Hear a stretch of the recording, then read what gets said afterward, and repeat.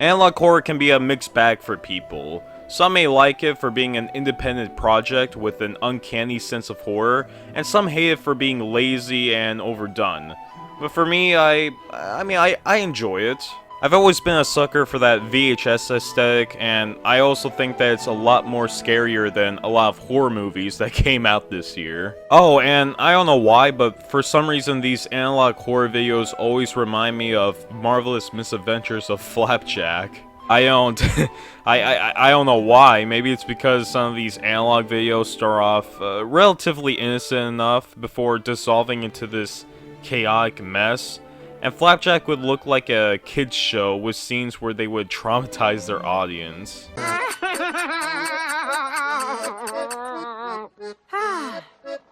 That sure was fun, huh, kitty?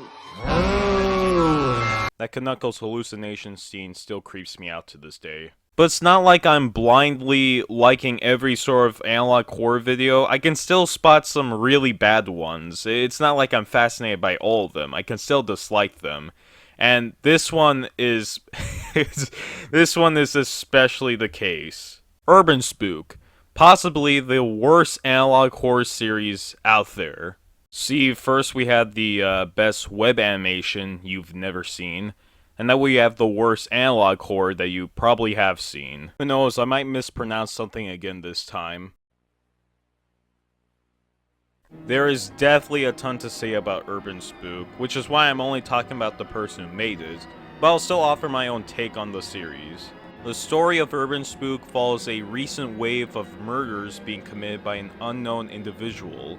The details of these murders are brutal, and every time it occurs, a painting is made replicating the victim killed, supposedly by the killer himself. Now wait a minute, that sounds like a pretty good concept, so what's wrong with it? Well, it's a good idea, but the problem is the person making it. Urban Slug takes this creative and interesting premise that could have been a damn good analog series and proceeds to fall on his fucking face. The story of Urbanspook is practically non-existent. I'm not even joking on that. There's nothing going on except guy gets murdered in a gory and unrealistic way, details are explained way too heavily, painting gets found, and that's it. We don't know how the residents are feeling about this, or anything the police might be doing to catch this killer. We just have a gore fest here. And that's also where the spooks come from. The gore.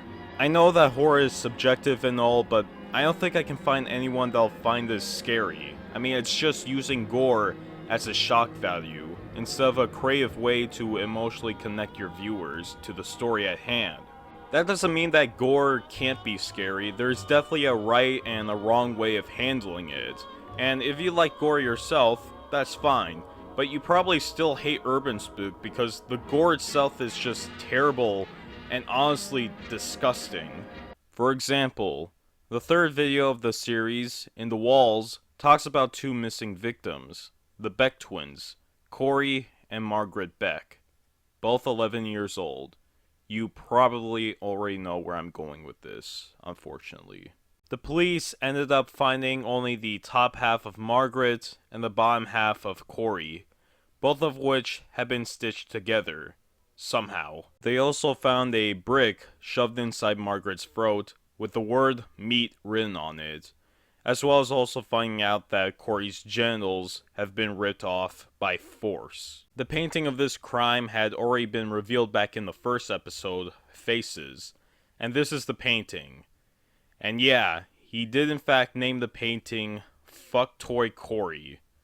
Remember, this is an 11-year-old, folks, alright? You can't get real with this shit. He is using the exploitation of a child in his series. And again, it's not like you're not allowed to include that, but he's doing it for shock value in the laziest way possible. Plus, there's no reason why you should include this to your series. We already know that this serial killer is insane. This was just straight up unnecessary to include.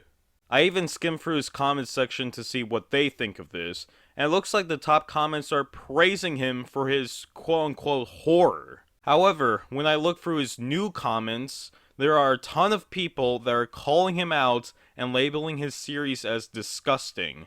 And it's funny too because the top comments are also the ones that he publicly liked. If you want to know more about Urbanspook, I suggest watching this analysis video from Hey Peter. He goes through all the pros and cons of the series and outlines what he would do to make necessary changes. He even made a shitpost segment by using Urbanspook's format. So go ahead and check him out. But yeah, this series is just lazy and gross. I don't want to talk about that any further. I just want to talk about the guy that made this in the first place. Now, Urban Slug is the creator of Urbanspook, doing all the work by himself, from the editing, the music, and yes, even the painting. He actually paints these. But with what I had to say about his series, do you think he'll be accepting of my criticism and respect my views of his work? Or describe me, and more specifically my horror taste, as autistic furry? If you thought that Urbanspook was edgy, the creator was extra edgy. Instead of taking the criticism, he would instead make fun of the people that have a problem with his work. He's essentially saying that they can't handle extreme content and that they need to grow thicker skin. If you look closely through his Twitter and Reddit account, he's basically just making fun of his critics and not really taking anything they say for granted. Though there are a few moments where he does respond to criticism politely, but that was 3 months ago, and today he's not exactly that good. What do I mean by that? Well, it all started on Twitter over a discussion about analog horror opinions. Already off to a good start. And Postero responded by saying, "We need to stop praising series that rely entirely on shock value to carry their horror. Stuff like Urbanspook drives me nuts because the only horror it has relies entirely on trying to describe the most vile thing possible with little else." He continued by saying, "Not only is that just lazy, but in my opinion, it also encourages other creators to attempt to make work similar to it, which just leads to more lazy and distasteful projects being created." And that's what Postero thinks of Urbanspook and other edgy analog series. But what Postero didn't know is that he would get the biggest reaction from Urban Slug, who saw what he wrote, and to say that he was pissed off is an understatement.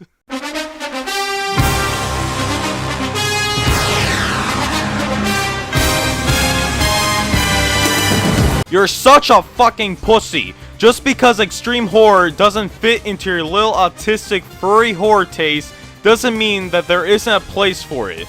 Use your platform to talk about things you like instead of shitting on actual creators. Cunt! Fucking useless sack of shit! This was it for him. Urban Slug practically dug his own grave.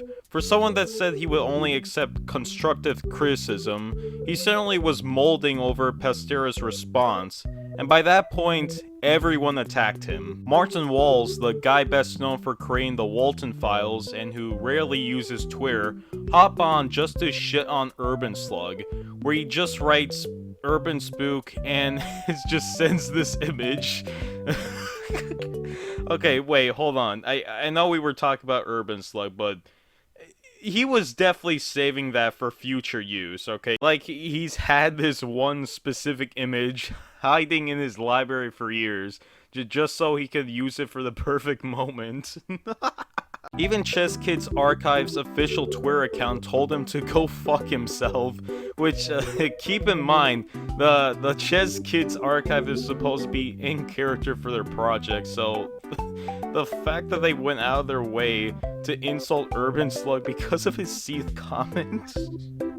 Oh fuck, I'm laughing way too much for this. Why? The response to Urban Slug was so bad that he ended up deleting his Twitter account and this golden comet with it.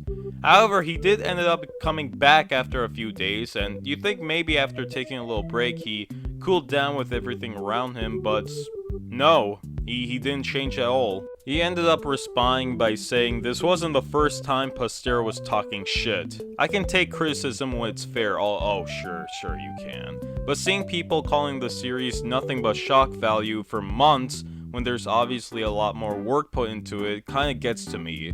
I'll be an asshole to assholes. All around, Urban Slug has done the worst things possible here. He keeps deflecting and insulting his critics, and even towards people that have more successful analog videos than him. He really just hasn't learned anything. He's the living embodiment of a narcissist, and believes that his series is so perfect, so great, that has no flaws whatsoever, even though it comes across as nuanced as a bad creepypasta. The fact the description of the crimes are something that an edgy 14-year-old would think of is more than enough to judge his character.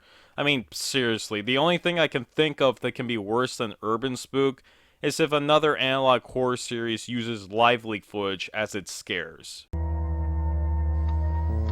Es todo lo que les puedo decir. He's completely ruined his reputation here. And if you're someone who's an Urbanspook fan, I mean, I don't know why you like it, but that's fine. I'm pretty sure you'll look at this and agree that this is a poor way of responding to criticism. Because guess what?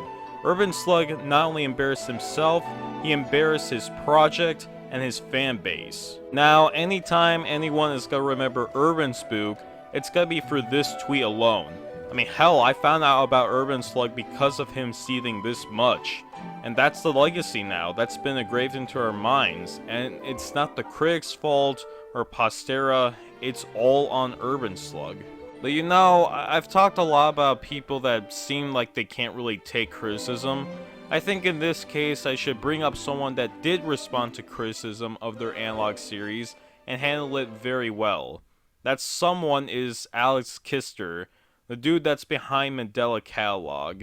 When Mandela Catalog came out, there was a lot of positive feedback towards it, but there were also those that criticized him and the analog format as being this cheap and lazy tactic that tried to scare people.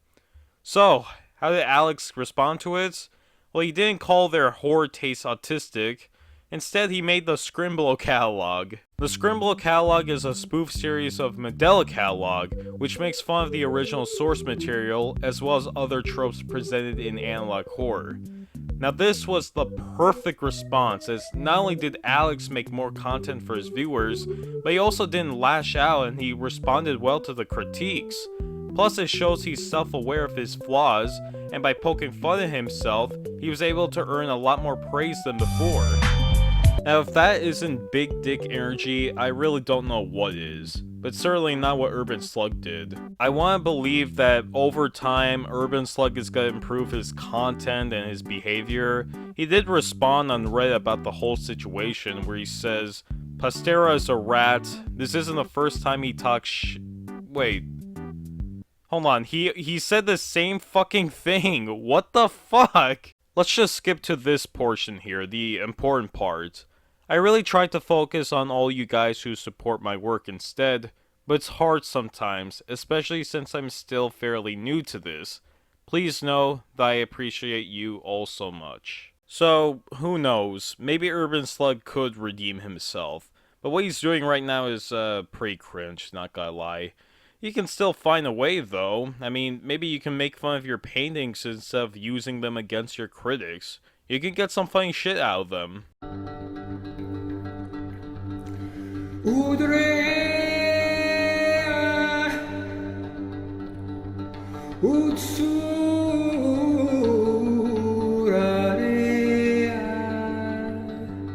And also, don't attack anyone that doesn't like your series. I've already stated this multiple times before on the channel, but there are gonna be people that admire and hate you and your work, and insulting them isn't gonna fix anything, it just makes things worse for you. I've been pretty mean in this video thus far, but I still want to see something good come out of all this, and as of right now, I'm really just not seeing it. Hopefully Urban Slug could do better in the future because things are not looking too good at the moment.